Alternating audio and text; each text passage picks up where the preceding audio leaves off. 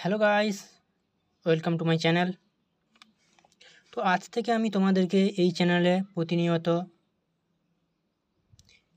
Exam related যত math হয়, যেমন ধরনের সমস্ত চ্যাপ্টার থেকে টাইপ অনুযায়ী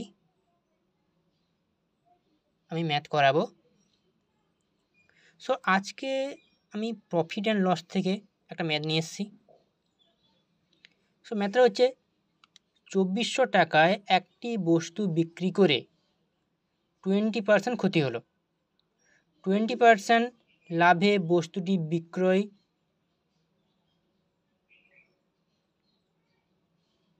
মূল্য কত?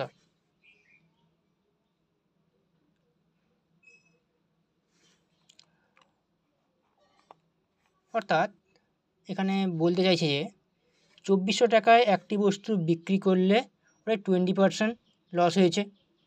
যদি 20% লাভে বিক্রি করে তাহলে বস্তুটির বিক্রয় মূল্য কত হবে? সো এখান থেকে আমরা ডাইরেক্ট অ্যান্সার বের করতে পারি।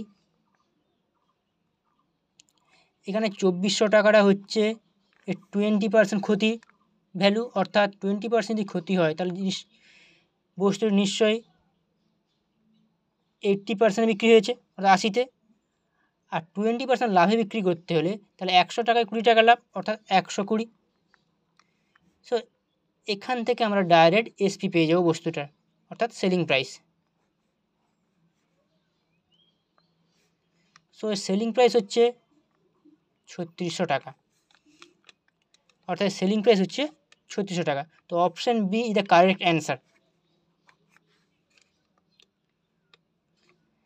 যদি আমরা এখান থেকে সিপি বের করতে চাই তাহলেও বের করতে পারবো। তাহলে 2400 টাকা হচ্ছে 80-র ভ্যালু, আর এখানে সিপি সমান 100।